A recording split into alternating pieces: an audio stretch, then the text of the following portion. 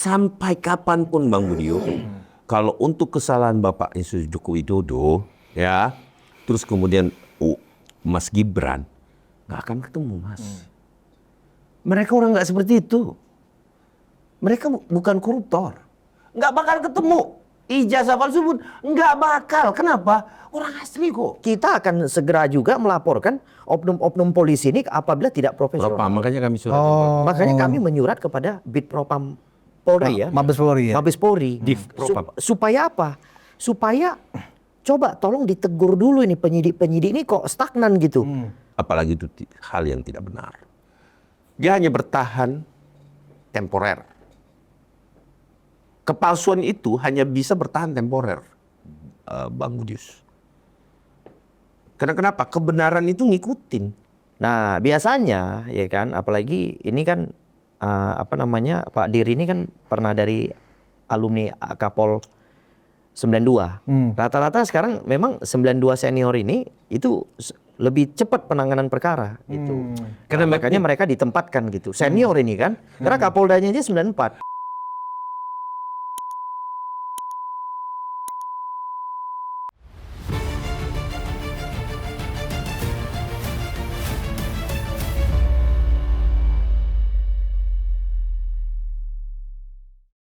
Hai penonton Ruang Konsensus Unpacking Indonesia dimanapun Anda berada. Kembali saya Budius Mauro Piliang, anak sulung Mulyono, bukan ternak onta dari gurun Sahara. Dan juga bukan keledai dungu. Istilah baru, keledai dungu. Nah, hari ini yang paling ramai adalah kedatangan rombongan relawan Jokowi Prabowo Gibran ke Mabes Polri. Ya, yang katanya mempertanyakan kenapa kasus Pak Jokowi, kasus gugatan yang diajukan oleh Pak Jokowi ke Polda Metro Jaya hingga hari ini belum juga ada kepastian apakah yang sudah terlapor, yang sudah keluar SPDP-nya, belum juga ditetapkan ada tersangka.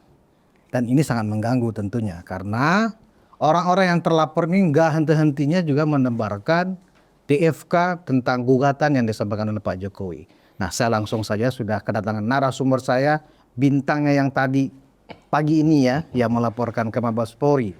Sekjen Pradi Bersatu, Bung Ade Darmawan. Luar biasa. Selamat. Bang Ade jadi bintang hari ini ya.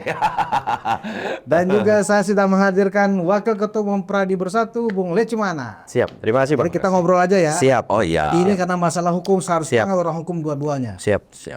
Bang Ade, sebelum saya tanya latar belakangnya, kenapa harus ke Mabes Polri? Bukankah harus menunggu proses penetapannya ini sesuai dengan kewenangan dari penyidik? Nah, apa hasil tadi dari Mabes Polri? Tadi surat kami sudah diterima, ya, sudah diterima baik dengan Irwasum. Terus kami sempat berdialog sebentar dengan orang-orang Irwasum. Terus kemudian diterima baik juga dengan Sespiri Kapolri. Terus Propam, ya, karena kita ada empat kami tembuskan itu, satu Kapolri, Kabar Eskrim, kemudian Irwasum dan Div Propam. Mereka adalah pimpinan tertinggi dari institusi Polri, membawai langsung Polda Metro Jaya. Jadi pada dasarnya kami berdialog dan menerima bagus. Terus kami minta what the next. Hal ini adalah instrumen hukum yang memang disediakan dalam hukum positif kita. Artinya ketika fungsi kontrol kita sebagai baik itu organ relawan Prabowo Gibran dan masyarakat tentunya keseluruhan, ya, sebagai fungsi kontrol untuk melakukan, menanyakan, memberikan, serta memberikan masukan. Jadi memberikan, melakukan, dan memperingati. Ini fungsi kontrol ini. Lebih kepada fungsi kontrol? Fungsi kontrol. Bukan mengintervensi ini? Kalau intervensi, kita tidak minta kewenangan dia untuk dilakukan secara tegas. Karena kenapa gini? Sebenarnya kami mau saja tuh menunggu. Tetapi nggak bisa kalau dalam kasus seperti ini. Kenapa saya bilang tidak bisa menunggu? Yang pertama adalah ini udah kebangetan nih. Apalagi ada orang yang berusaha membubarkan Polri, ya, dia menarasikan bubarin aja Polri. Siapa? Ini kan semacam Rismon kemarin, ya, Rismon ini menyampaikan bahwa saya disclaimer dulu deh karena saya banyak. Jadi sebelum saya sampaikan ke nama-nama orang ini ya, karena tadi juga ada protes, Bang, kalau bisa nyebut dia termasuk Bang Dius juga menyampaikan bahwa Bang, kalau ngobrol sama mereka nggak usah pakai mask, nggak usah pakai apa lah. Oke.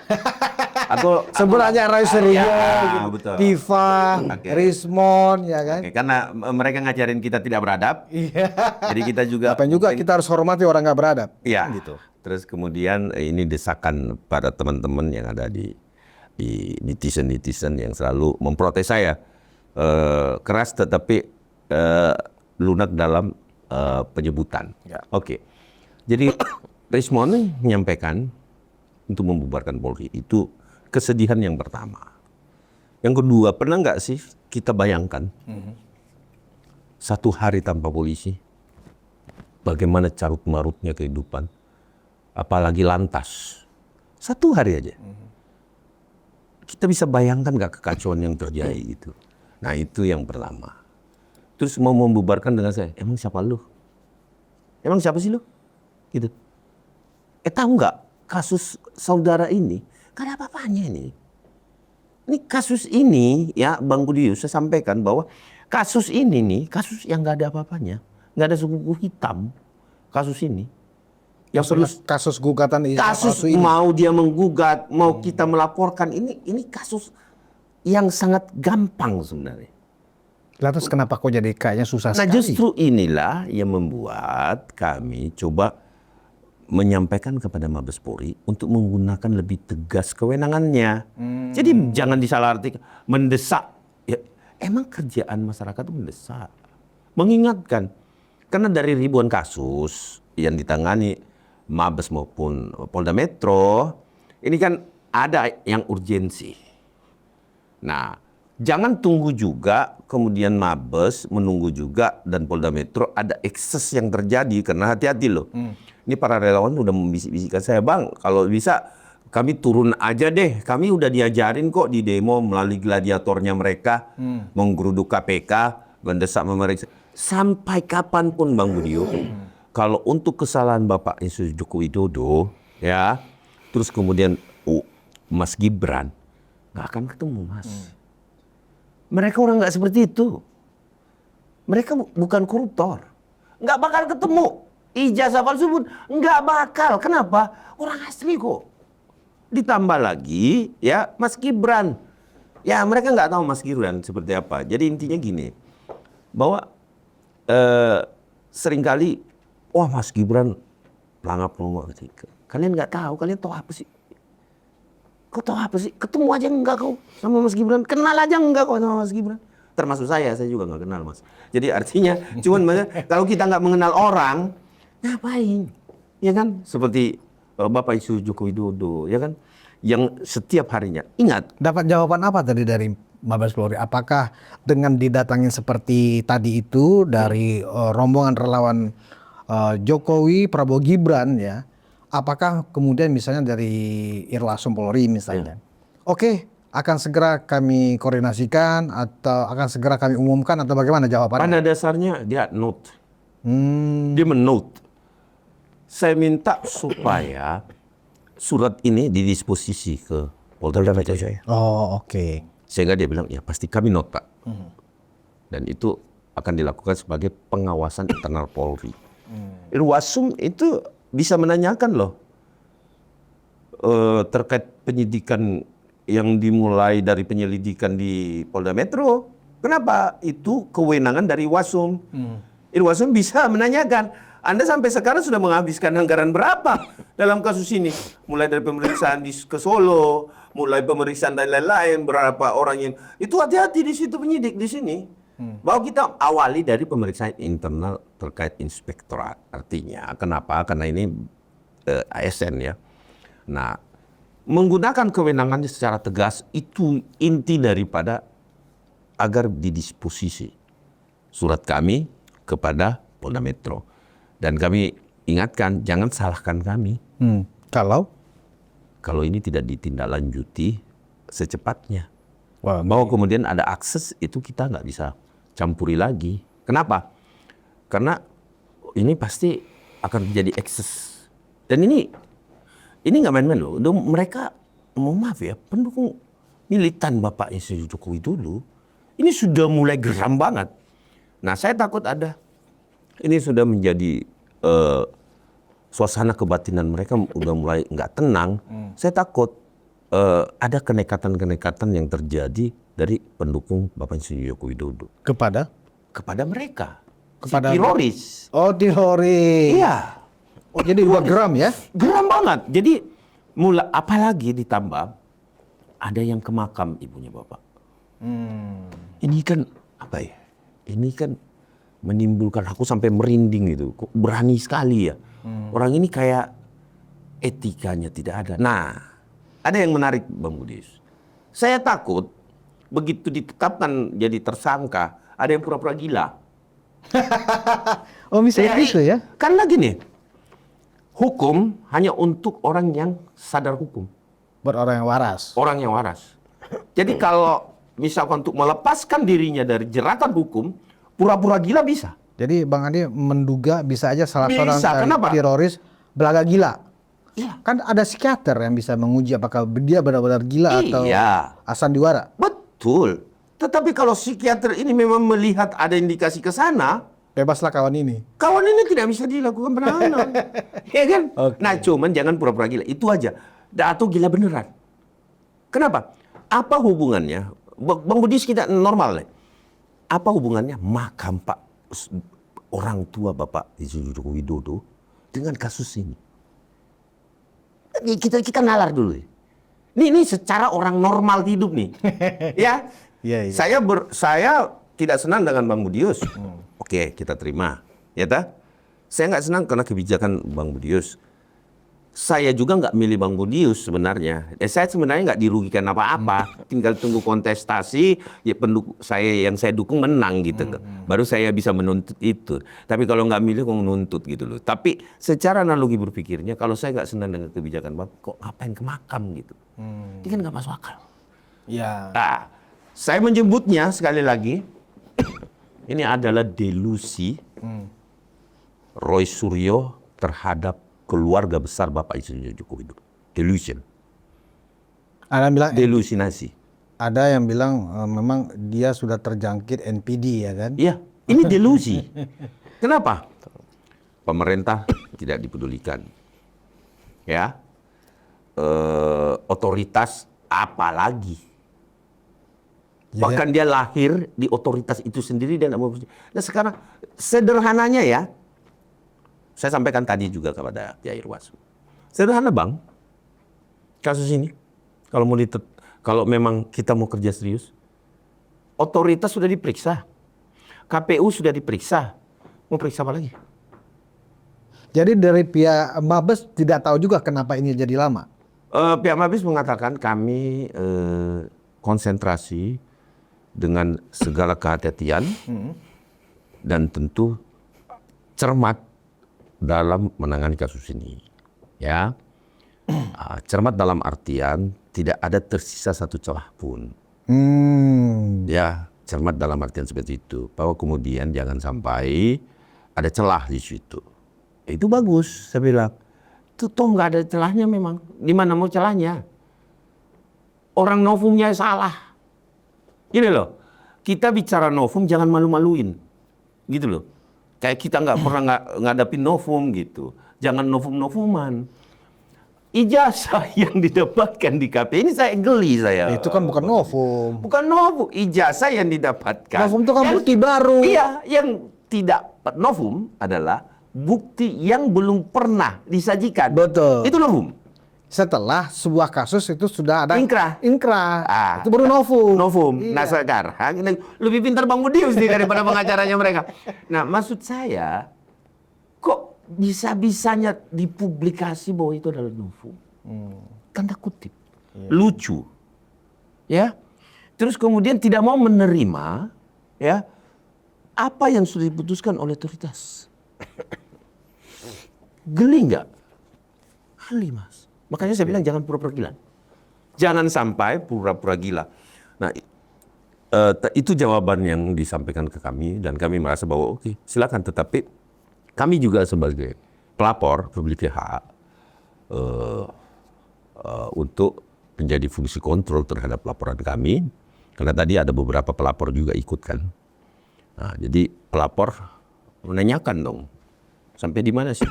What the next? Setelah penyidikan, what the next? Saya ingat Wairwasum dulu pernah berjumpa sama saya. Sekarang dia di mana ya? Wairwasum yang dulu. Sekarang di kementerian. Jadi Wairwasum dulu waktu menjabat. Sedang Turnagogo. Turnagogo Siombing ya. Waktu itu saya pernah menghadap dengan dia karena ada kasus kami juga mencret ya. Wah terlalu lama. Sehingga kami mengadukan ke Wairwasum. Terus sudah penetapan tersangka. Tapi belum juga dilakukan pengiriman berkas dan tahap 2. Tahap 2 itu tersangka dan berkasnya, barang buktinya. Itu tidak dilakukan. Itu hampir setahun, Bang. Iya, iya. Kami komplain. Terus kami cerita, kebetulan dia adalah profesor kriminolog. Ya. Yang kemudian memecahkan kasus Sambo. Beliaulah yang ketua timnya dalam menangani kasus Sambo itu. Nah, ini bukti bahwa kepolisian itu yang kita cintai itu kepolisian yang benar. Jangan mau aneh-aneh macam si Rismond ngomong itu gitu loh. Ya kan? Anda nggak tahu prestasi Turnagogo kok. Saya tahu betul bagaimana peran Turnagogo dalam memecahkan kasus Sambo. Oke. Terus pada saat itu kami sampaikan komplain. Terus dia bilang, what the next? Ini saya mau copy paste dari bahasa beliau. What the next?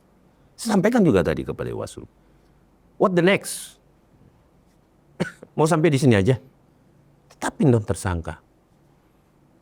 Kalau sudah cukup alat bukti.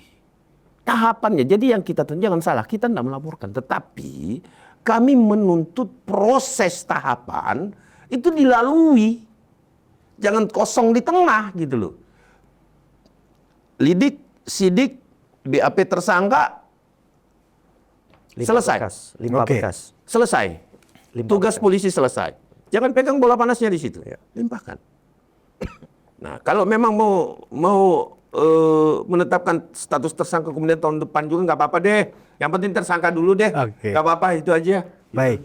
Saya sekarang ke Bung Lecumanon. Kalau tadi penjelasan Mas Ade, jadi dari penjelasan Irwasum Mabes Polri, Iya.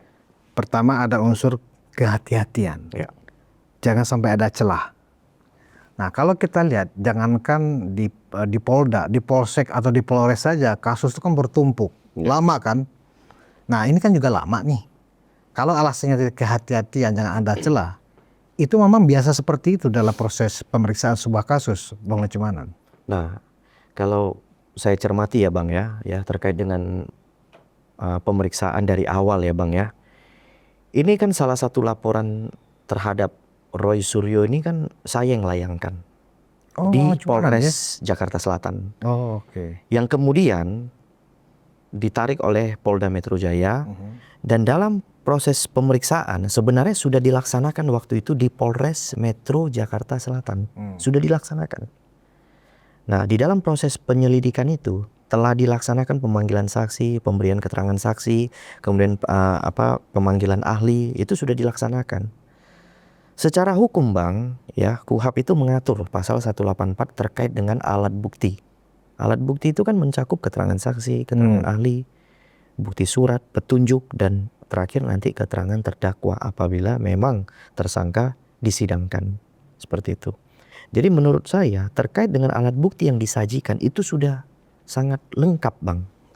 Dalam arti kata saksi kita hadirkan, keterangan pelapor kita hadirkan, kemudian alat bukti suratnya kita hadirkan, kemudian keterangan ahlinya kita hadirkan, kemudian petunjuk dari perbuatan tersebut itu juga kita hadirkan sudah.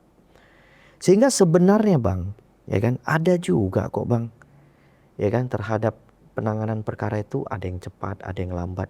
Ini terlalu lambat sudah Bang. Terlalu lambat. Terlalu lambat kalau saya lihat. terlalu lambat. Karena kenapa? Saya melaporkan seseorang di Polres Jakarta Selatan 1 bulan naik sidik, Bang. Nah ini kira-kira 1 bulan lagi sudah mau penetapan tersangka. Kalau tadi alasannya Mabes mengatakan kehati-hatian, ketelitian, jangan sampai ada celah. Itu gimana? Jadi gini, Bang, kan semua tergantung dengan alat bukti yang disajikan, Bang.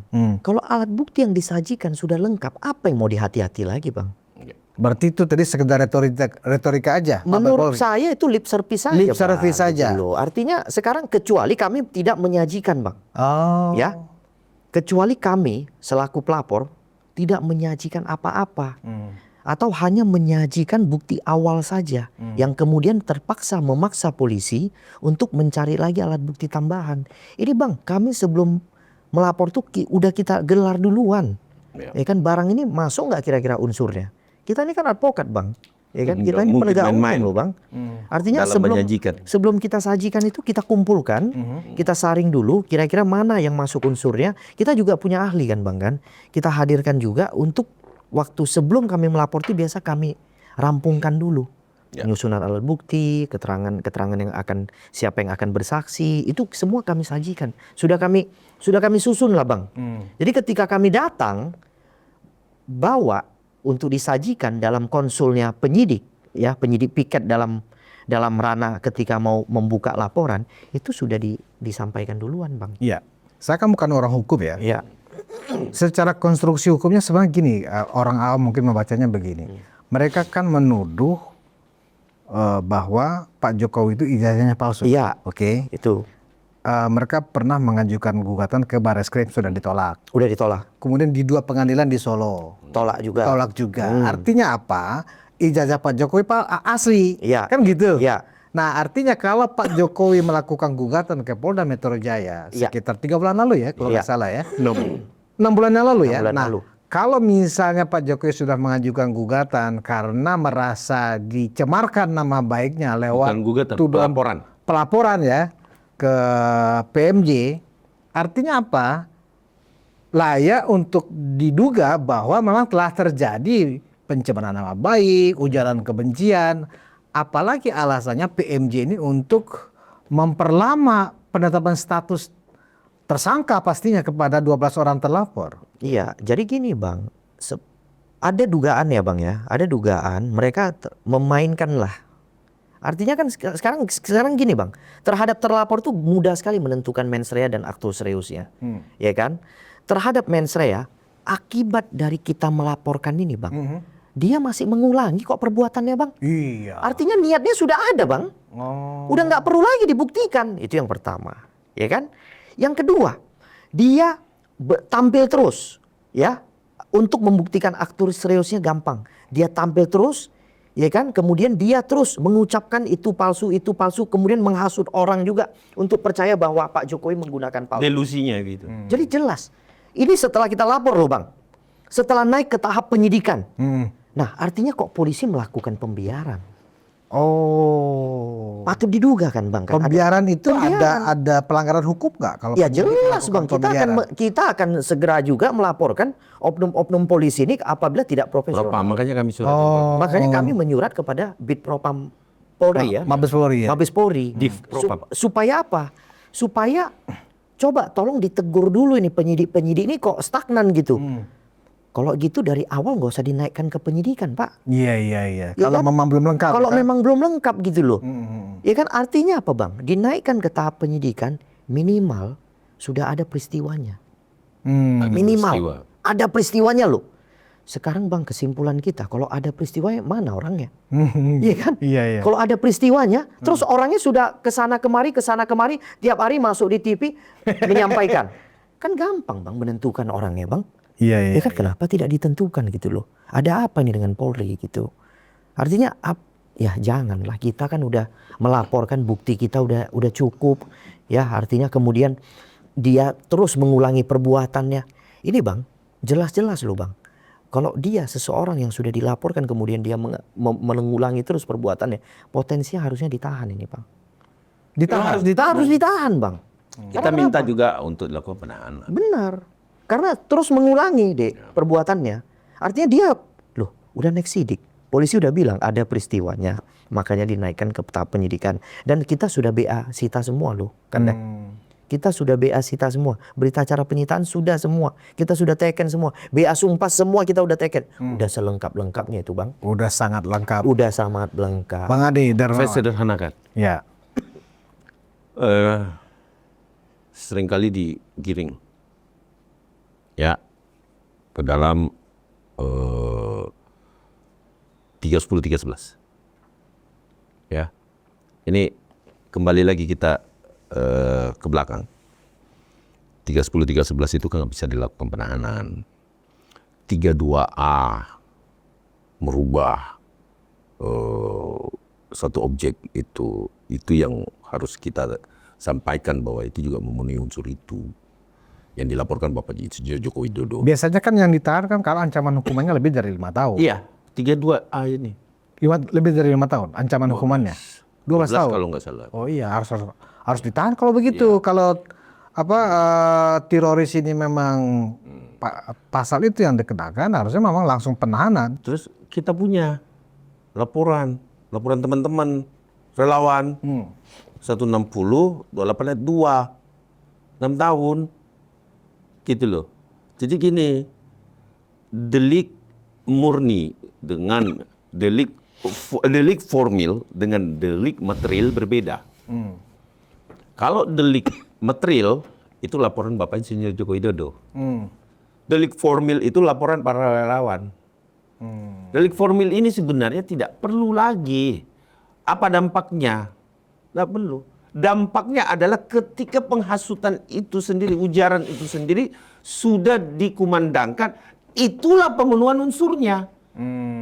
Jadi delik formil itu membuktikannya sangat mudah. Jadi ini memang sudah memenuhi semua unsur-unsurnya. Jadi saya Delik sederhanakan. formilnya sudah terpenuhi. Delik formilnya untuk laporan relawan, apalagi laporan Pak Insinyur Joko Widodo, delik materialnya terpenuhi. Jadi kalau begitu, apa yang bisa dipahami dan dicerna dari penjelasan Irwasum Mabes Polri tadi? Ini perlu kehati-hatian, jangan ada celah. Padahal Sudah ya, secara hukumnya ini sudah sangat jelas. Iya. Ini berarti tadi kena prank aja dong Mas Adi ke Mabes Polri. Tapi enggak. Jadi saya melihat ada kesungguhan juga dari pihak Irwasum. Ya. Beliau juga dengan diterimanya dan akan didisposisinya surat itu biasanya akan berjalan lebih cepat. Kenapa? Karena ada atensi publik. Kan kita ini pemilik public trust. Pemilik public trust itu adalah kita saat ini loh. Kenapa saya bilang begitu? Public trust itu adalah kita karena kita mempercayai Bapak Insinyur Joko Widodo. Apa buktinya public trust? Apa buktinya? Buktinya sederhana. Bang Budius pernah ke Solo kan? Berapa kali? Berapa kali kan? Ke rumah Pak Jokowi kan maksudnya? Iya. Pernah ke Solo kan? Ke rumah Bapak kan? Ke apa namanya? Kutai, secara sumber. Di Sumber. Nah, ketika Bapak datang pertama, kedua, ketiga, itu tidak ada perbedaan kan? Pak Budius selalu masih ada antrian. Hingga hari ini kalau itu. Sampai saat ini ada antrian.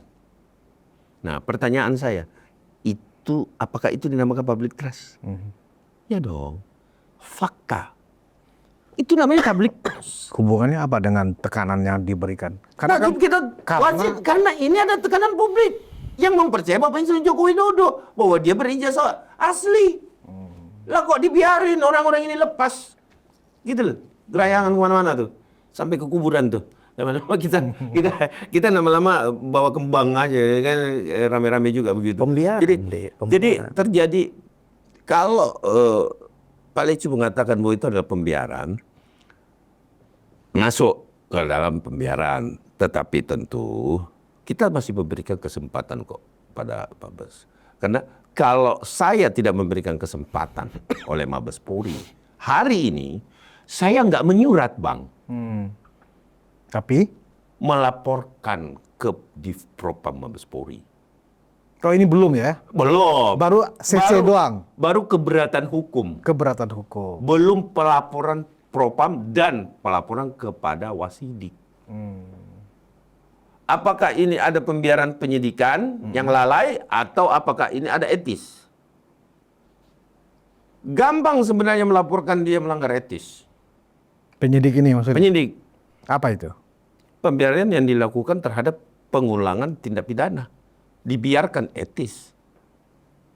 Berarti ketika Roy Suryo sudah masuk ke tahap penyidikan, dia masih ngember kemana-mana, ijazah palsu, penyidik boleh bertindak sesuai dengan Wajib kewenangannya nggak? bertindak dengan kewenangannya Untuk harusnya. apa? Menangkap. Iya, untuk melakukan Penetapan tersangka. tersangka, kemudian segera memproses ini. Karena kenapa? Di situ Nah, ini baru yang menarik nih.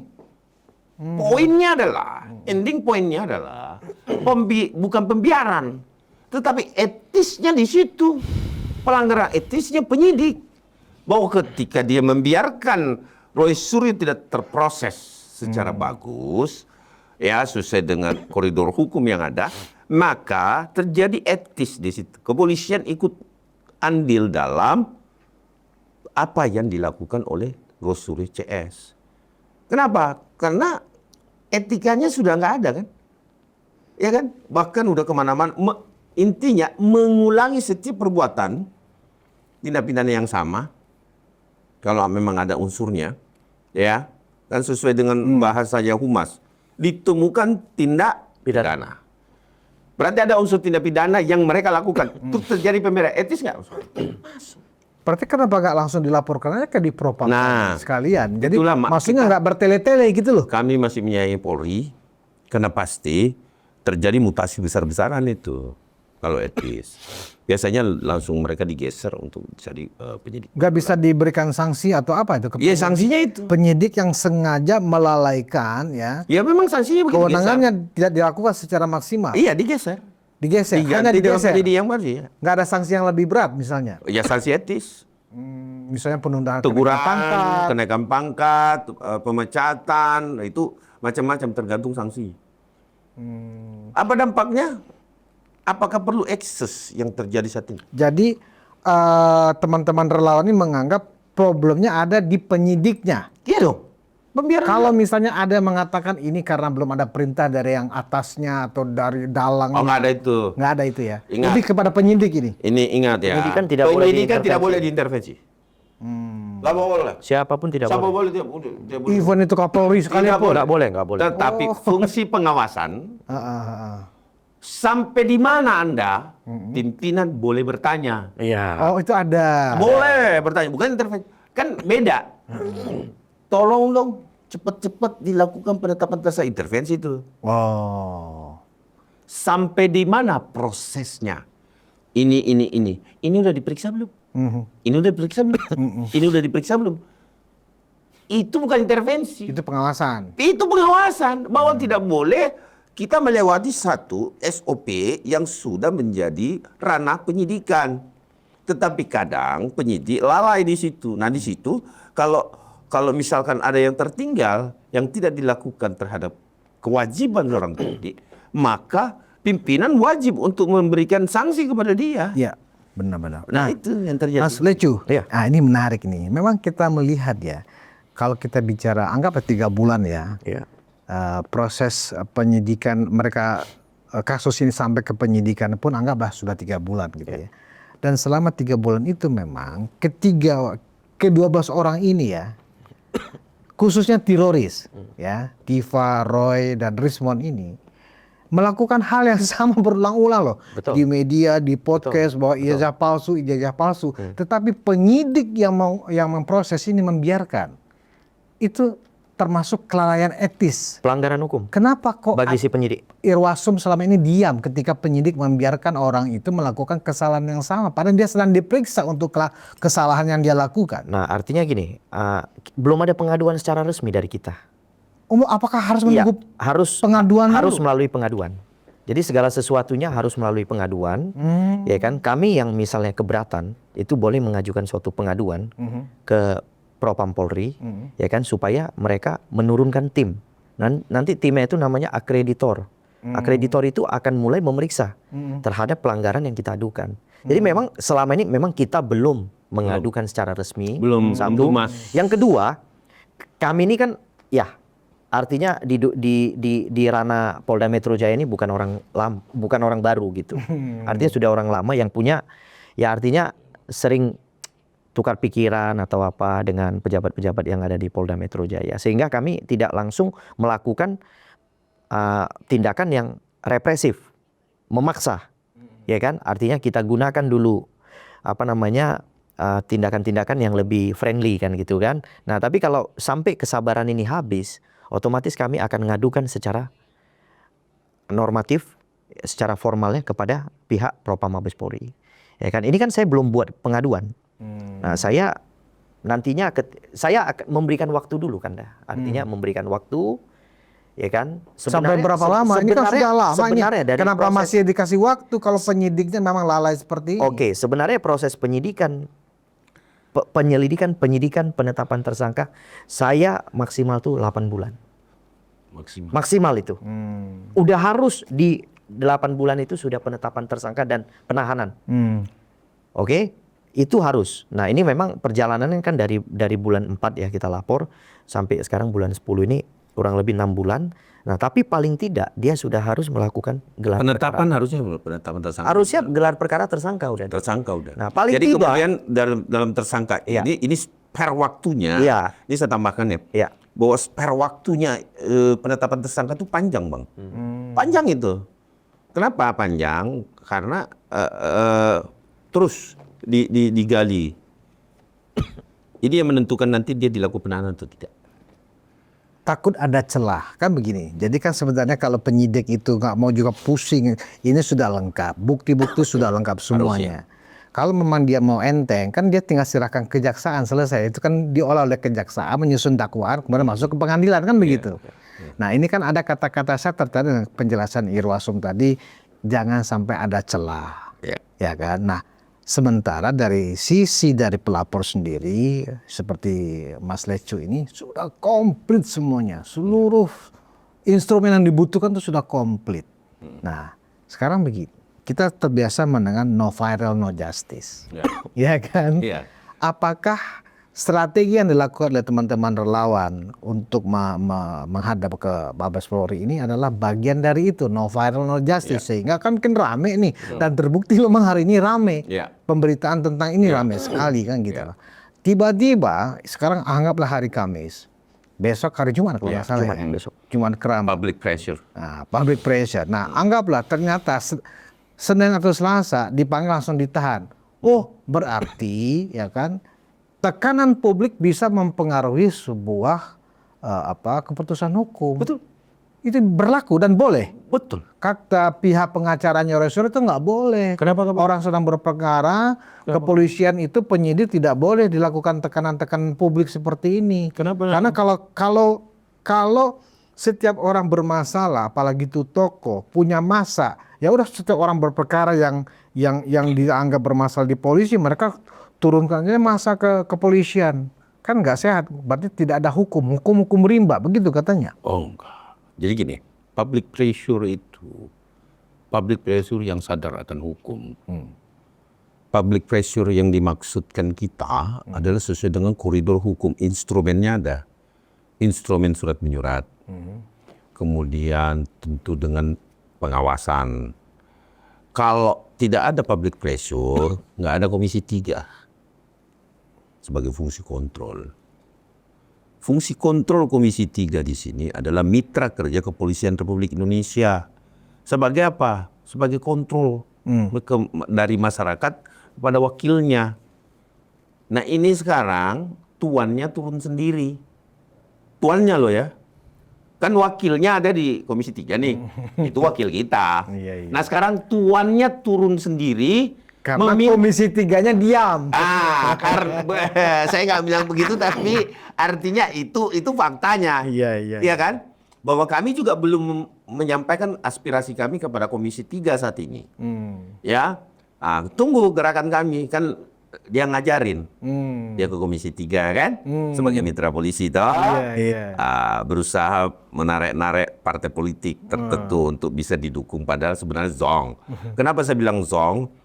Tidak ada satu orang pun, sekali lagi saya ulangi Bang Budius, tidak ada satu orang pun yang bisa membantah satu keaslian ijazah yang dikeluarkan oleh otoritas. Masa SIM yang dikeluarkan oleh Dirlantas disuruh Dirlantas untuk membantah bahwa ini bukan dari produk Dirlantas. Analoginya loh. SIM dikeluarkan siapa? Dirlantas kan? Tiba-tiba ada sekelompok orang yang punya SIM yang sama. Dia bilang SIM saya yang asli, SIM dia bohong. Tapi sama-sama keluaran Dirlantas gitu loh. Nah, dipaksa orang untuk tidak mempercayai Dirlantas. Ngawur nggak? Anda pakai SIM itu juga. Iya toh? Sama kok produknya. Terus kita paksakan Dirlantas itu tidak diakui. Ini kan konyol. Inilah yang saya anggap bahwa delusi, sekali lagi delusi yang mengarah jangan pura-pura gila. Itu aja. Bahwa ini sudah selesai, yang kami minta Bang Budius kepada Mabes Polri, tahapan ini dijalankan. What the next setelah penyidikan? Itu poin yang paling penting, bahwa what the next. Apa kerugiannya bagi penyidik ya kalau kemudian secara alat bukti unsur-unsur sudah terpenuhi, apa kerugian, apakah ada ketakutan barangkali orang-orang ini kemudian ditetapkan sebagai tersangka? Nah, pertanyaan Bang Budius inilah yang menjadi hitungan matematik di dalam benak seorang Bapak Insinyur Joko Widodo. Apa sih masalahnya gitu ya? Pertanyaan saya, pertanyaan Pak Lecu, pertanyaan Bang Budius, pertanyaan pendukung-pendukung kita, sebahagian masyarakat Indonesia, saya bisa mengklaim itu, 58 sekian persen, sebagian masyarakat Indonesia mendukung Bapak Insinyur Joko Widodo, Prabowo Gibran, bertanya sama, persis. Kecuali kelompok mereka yang nggak milih. Ya, jadi kita pisahkan kelompok mereka yang nggak milih. Nah, bertanya tentang hal itu, what, ada apa? Coba kita duduk berbincang nih seperti ini. Sebenarnya kekuatan Pak Insinyur Joko Widodo itu ada sama partai yang pernah mengusung dia, kemudian hilang, diteruskan oleh masyarakat Indonesia yang mencintai dia, yang non partai politik pengusung, yang tidak memiliki kekuatan politik di Senayan sana, ya tak? Zong sama sekali. Tidak ada kekuatan politik loh. Ya tak? Apakah kekuatan politik ini berpengaruh terhadap mitra kerjanya? Who knows? Ada nggak sih ketum yang getok kepalanya? Saya teringat salah satu kader partai pengusung Pak Jokowi dulu menyampaikan, nggak berani. Saya ikutin kayaknya. Nggak berani. Tanya, Tapi kalau ada telepon, nggak berani. Tapi kalau ditelepon ya berani. Nah nggak? iya. Ini yang mungkin menjadi pertanyaan dalam benak kita semua. Tetapi siapapun Anda, saya bisa menyampaikan kepada Ampeking, siapapun Anda, kekuatan politik Anda pun tidak akan mampu menguasai rakyat Indonesia. Apalagi itu hal yang tidak benar. Dia hanya bertahan temporer. Kepalsuan itu hanya bisa bertahan temporer, Bang Budius. Karena kenapa? Kebenaran itu ngikutin. Ya, kepalsuan itu gerus dia sama kebenaran. Dia akan digerus. Dan perlu Anda akan rugi sendiri mendukung para keledung-keledung ini. Rugi sendiri, Bang. Percaya deh, rugi sendiri karena manfaatnya. Ya, kecuali partai politik ya mendukung satu orang ini yang bernama Insinyur Joko Widodo. Nah, Kalau partai politik ke situ tuh keren tuh, kekuatan politik dia menjadi benar, dan ini melegitimasi rakyat kebanyakan. Karena gini loh, nggak semua kok doyan sama partai. Rakyat kita nih nggak doyan sama partai. Apalagi yang bekerja ya. Terus kemudian di daerah ya. Di daerah itu enggak lah. Enggak. Saya banyak menjadi orang partai dulu juga pernah. pernah juga dicalonkan dari partai politik, pernah tahu betul bagaimana itu politik, ngerti. Tapi saya juga nggak mau lagi berpolitik, Oke. gitu. Kembali ke pertanyaan saya tadi, Bang Ade. Jadi kan ini kan sebenarnya kewenangan itu kan ada sama penyidik. Bukan di Kapolda, Bukan, bukan di Kapolri, Bukan. apalagi di Presiden kan Bukan. gitu ya. Oke. nggak bisa diintervensi. Publik pengen tahu nih, penonton Ruang Khusus pengen tahu untuk sebuah kasus, anggaplah kasus ini nih ya, itu berapa penyidik sih yang melakukan pemeriksaan? Satu subdit. Satu subdit ya. Itu berapa orang penyidik itu? Bisa 20, Pak. Bisa 20 Iyalah, penyidik. satu subdit. Satu subdit Berapa unit? 4 unit. 4 unit. Hah, yang terlibat ini kan 4 unit. 4 unit. 4 unit dari Kamlek 1 sampai Kamlek 4. Nah, apakah mereka lima ini, anggaplah 20 orang Masih penyidik ya yang memeriksa kasus pelaporan Pak Jokowi ini kepada 12 orang terlapor ini. Nah, yang menyebabkan lamanya penetapan tersangka ini apakah karena terlalu banyak orang, terlalu banyak penyidik sehingga mereka belum satu suara atau bagaimana? Berdasarkan pengalaman Bang Ade waktu beracara di Polda anggap begitu. Apa yang menyebabkan lama menetapkan tersangka ini? Itu pertanyaan saya sebenarnya. Lama menetapkan tersangka sih enggak. Momentumnya. Masa penyidik menunggu momentum? Iya. Penyidik bukannya menunggu seperti yang dibilang Mas Lecu tadi. Normatif. Oh, itu normatif. Hukumnya. Oh, oke. Jadi selain normatif ada juga momentum. Momentum. Apakah momentum itu orang kan selalu mendekatkan momentum itu dengan politik dong. Penyidik masa berpolitik? Do process of law, do process of political.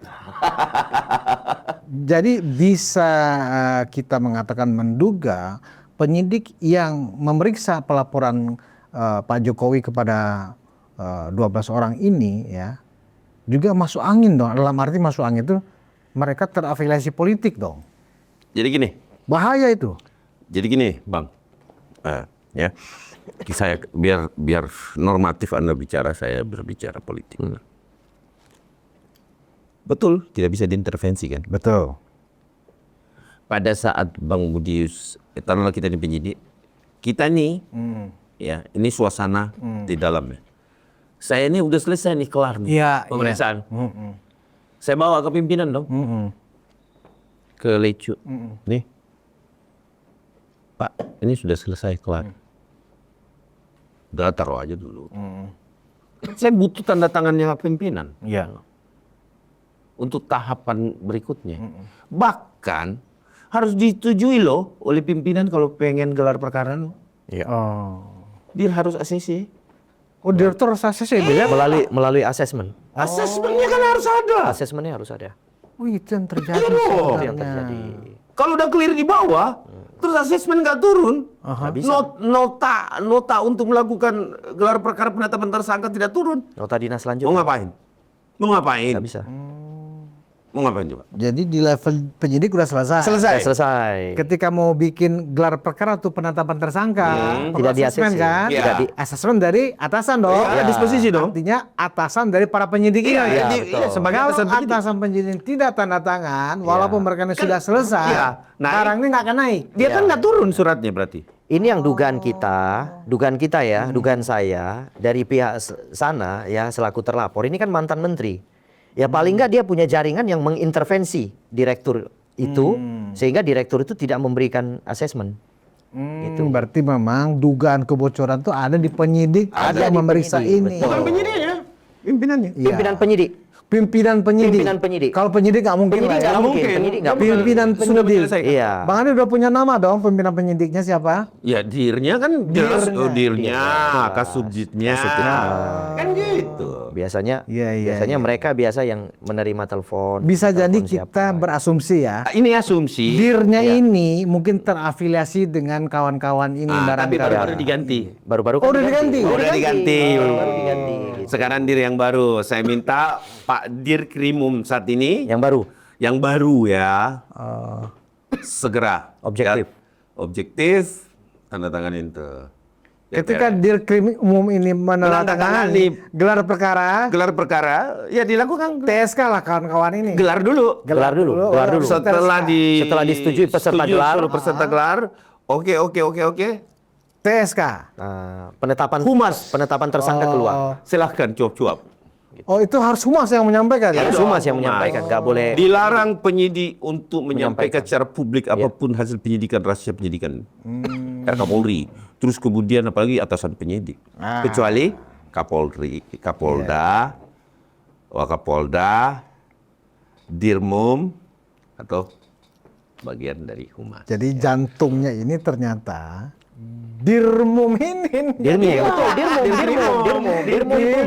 Yang suka bermain pun Dirmum, yang suka bermain pun juga Direktur kadang-kadang Kriminal Dirmum. Umum ya. Ya, Direktur Iya, Kriminal Umum. Jantungnya tuh di situ Oh iya, ternyata. makanya kami menyurat ke Bareskrim sebagai pimpinan tertinggi dari Dirkrimum seluruh Indonesia. Dan kalau tadi Bang Ade mengatakan yang lama sudah diganti, jangan-jangan memang atasan sudah melihat wah macet di sini nih, udah geser dulu deh, ya kan daripada lama ini barang.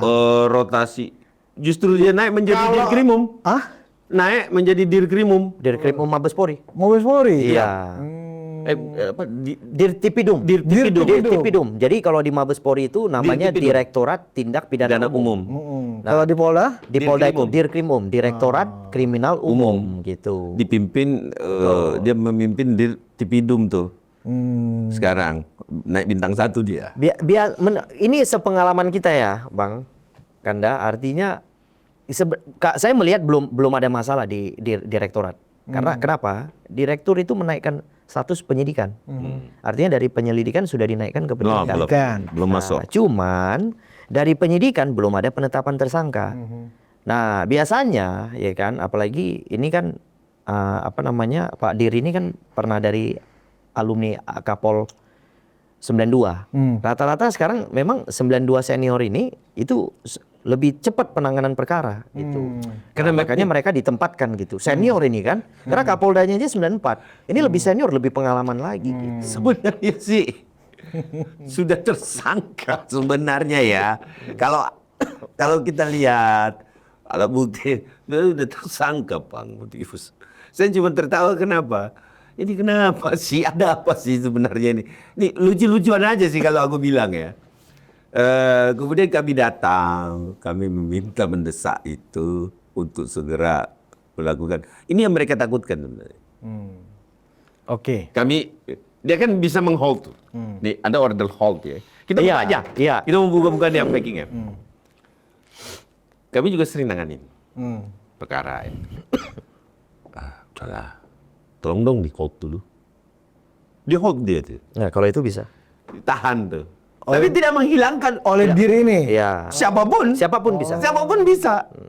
Dia di hold tuh. Jadi untuk kasus ini ada tangan-tangan juga yang membisikin hold dulu deh. Pasti. Hold itu yang terjadi Iya. sebentar. Pasti. Tetapi Pasti. begitu dia nggak tahu bahwa hold itu bukan kepastian hukum. Iya, hold itu tidak kepastian hukum. Dan dia tidak bisa menghentikan. Jadi kedatangan Mas Adi dan teman-teman tadi Membuka gembok hold ke Mabes tadi itu untuk mengatakan, "Oh, holdnya kelamaan Iya. Cik." Bukan, lu jangan lama-lama dong. Gimana sih holdnya lama-lama banget gitu. Nah, Karena itu Mas Adi tadi kayaknya happy sekali ya setelah dari Mabes. Oh, iya. Karena yang nge-hold ini sudah udah ada yang rame datangnya udah Rame kita lepas nih. aja deh Iya, gitu ya. pasti. Artinya dalam waktu dekat ya. semoga 12 orang ini entah semuanya atau hanya sebagian ya kan pasti akan ada penetapan. Pasti. Ya. Progres dari kasusnya akan ada penetapan. Iya. Tersangka setelah gelar Iya. perkara. Ya, kalau enggak hentikan. Kalau nggak hentikan. Iya. Itu dua pilihan. Kalau hentikan apa yang terjadi? Hah? Kalau hentikan Prapit kami. Kita prapit. rapid. Iya, terhadap laporan kami kenapa Prapit, menaikkan propam penyidikan? semuanya. Semuanya. Dan kami akan menempuh jalur hukum sampai diseret semua yang terlibat di dalamnya. Iya. Dari Sejauh itu ya. Apa dah? Konsolidasi relawan Jokowi Prabowo Gibran udah sampai sejauh itu ya. Oh. Menghitung langkah. Oh iya. Coba aja. Ya, coba aja. Ya kan? Aku mau lihat bintangnya mereka. Copot apa enggak? Kita pasti prapit. Aku Kita mau pasti lihat ajukan. kehebatannya orang-orang yang membackup ini. Jangan main-main loh. Kami nggak sedikit. Dan yang Hari ini kami bisa kalah pangkat, Bang. Iya. Iya, iya. Tapi kami tidak kalah masa. Hati-hati. Iya, itu yang mau saya tanyakan. Iya, hati- Kalau misalnya ternyata dari dari mereka kemudian ternyata memang tidak ditemukan cukup bukti untuk ditetapkan status yang lebih lanjut misalnya, ya kan? Artinya kasus ini mungkin menjadi bukan lagi P21 ya, tapi SP3. SP3 ya kan. Nah, betul. yang kita khawatirkan adalah Eksesnya pasti besar. masa pendukung Pak Jokowi ini kan luar biasa, Ngeri. ya kan? Ngeri, Bang. Bang. Tanpa Pak Jokowi perlu perintah, itu otomatis akan terjadi kericuan dan mobilisasi massa yang luar biasa kepada kepolisian nantinya. Abang tahu nggak? Saya ini tiap hari dikomplain. Bang, gimana sih Bang? Ini tiap hari Bang. Dan ini bukan katanya. Tiap hari dikomplain. Abang ngomong ini. Abang ngomong ini. Batin saya juga merasa nggak nyaman tuh. Dikomplain kenapa? Dikomplain, Bang kapan sih Bang? Penetapan tersangka ini. Penetapan tersangka gimana sih? Anda kan lawyer. Coba desakan publik ini. Jadi Bang, Anda juga ditekan juga oleh masyarakat gitu ya? Masyarakat yang menginginkan orang-orang ini karena udah terlalu. Emang nggak bisa dimaafkan orang-orang Nggak ini? bisa, Teroris Bang. ini khususnya. Bang, Kita kan bangsa pemaaf. Masalahnya negara tidak ada masalah, dibuat masalah. dibuat masalah. Ini kan kacau udah Bang. Tidak ada masalah loh sebenarnya kita loh. Tentram, tenang-tenang. Dan perlu nih saya sampaikan kepada seluruh pemeriksaan Peking, kami tidak mau ikut campur sebenarnya dengan urusan ini. Tapi karena Anda mengkorek Bapak Insinyur Joko Widodo, saya marah. Lecumanan kami tugaskan langsung untuk melaporin, nggak ada cerita, gitu loh. Kenapa? Karena kami disentuh oleh beliau. Bukan saya secara personal, bukan dia secara personal, tapi keluarga-keluarga kami yang dimana program-program itu mereka rasakan di tingkat daerah. Membuat kami marah.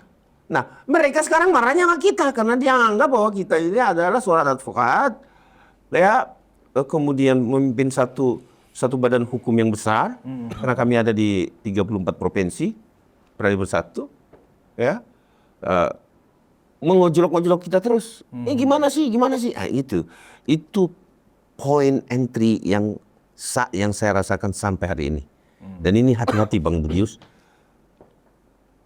tanpa dikoordinasi. Tadi kami, saya ini yang tadi aja deh. Tadi ini kami cuma mau hadir ya 30 orang dari ketua-ketua umum ini. Iya. Cuma 30 yang tercatat 31, tapi kami bilang udah 25 aja yang datang. Yang datang tetap hampir 200 Bang. Tapi nggak kesorot kamera aja. 200 Bang. Itu di parkiran yang dilarang masuk. Baru para pimpinan. Baru pimpinan. relawannya Itu ya. mereka nongkrong. Belum masanya. Belum masanya. Itu yang Anda takutkan kalau Itu. ini kemudian jadi mentah di penyidikan di Polda. Dan kami nggak panggil. Belum Bang. lagi seluruh Indonesia. Iya, kami nggak panggil loh Bang. Oh, nggak panggil itu? Nggak panggil Datang Bang, sendiri? sembunyi-sembunyiin. Kemarin kami konsolidasi waktu konferensi pers itu kami cuma 33. Enggak lah, ada. 40. Iya, 30 yang masuk dalam daftar absen. Oh iya, paling iya, betul. Yang datang 50 lebih. 50 lebih, juga. betul.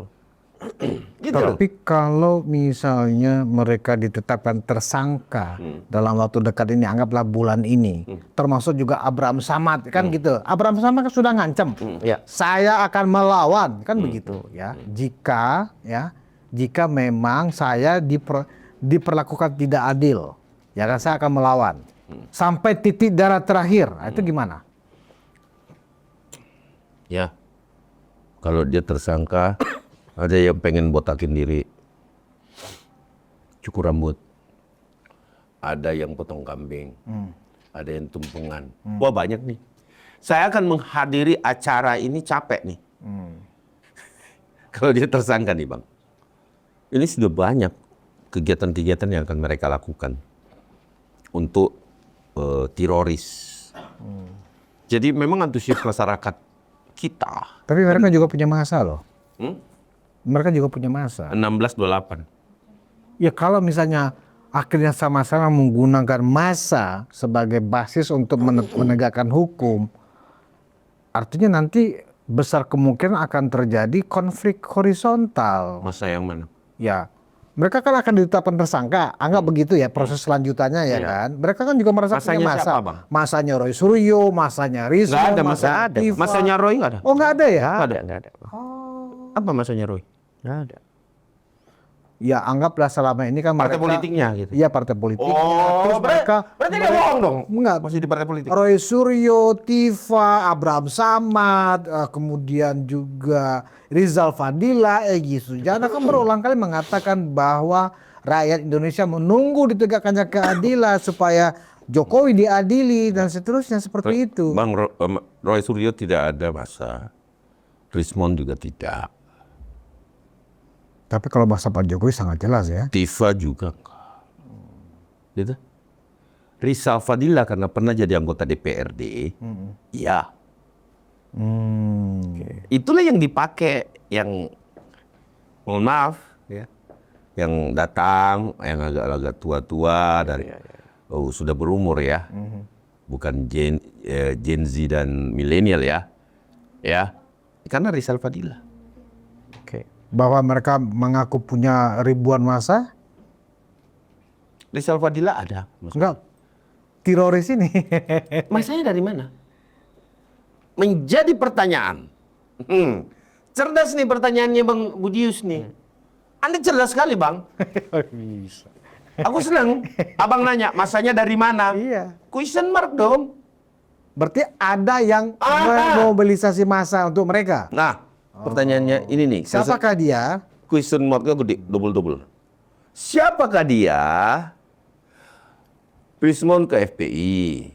Oh iya. Ya, Benar. satu, ya. Ini gampang kok. Secara apa? Kontra intelijen. Tifa pendukung HTI. Tifa ke Anies, Anies. ya kan? Yang pengen supaya jadi PBB, berarti masanya grassroots-nya Anies. Nah dia juga tuh balik, ya. Dia juga balik tuh, yang dikunjungin Rismon tuh, ya kan? Oke. Nah itu jelas satu, ya satu. Nah pertanyaan kita, ada tambahan massa dari luar. Siapakah itu? Siapakah dia? Siapa yang bawa? Siapa yang biayai? Gladiator. Gladiator ya KPK kemarin. kan? Purnawirawan Jenderal. Dari mana tuh? Oh berarti dari Purnawirawan Jenderal. dari gerakan-gerakan mereka lah yang Terbaca, kemudian mereka akhirnya terbaca. Terbaca kan? Lah baco, lawan baca coy. Sementara kalau masa Pak Jokowi organik semua ya. Organik. Datang Ngeri. karena militansi dan spontanitas Spontanitas. para pecinta Pak Jokowi. Saya sampai sekarang tidak keluar duit. Ini yang nggak dihitung oleh penyidik atau dir yang ada di Polda Metro Jaya. Jadi di sini. Kemarahan mereka nyimpen. Nyimpen ini ditakuti meledak. Kenapa? Karena melihat Bapak Insinyur Joko Widodo nenteng ijazah di Mabes Polri. Itu aku merinding Bang.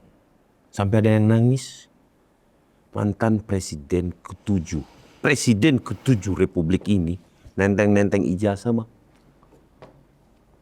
Gila nggak itu? Sebaliknya mereka justru merasa tepuk tangan dan merasa bangga karena ulah mereka Bisa seorang Pak Jokowi nenteng-nenteng ijazah ke Polda. diperiksa. Mereka merasa bangga gitu. Ya. Gitu. Bagaimana dongkolnya seorang pendukung Bapak Insinyur Joko Widodo? Hati-hati loh. Hati-hati.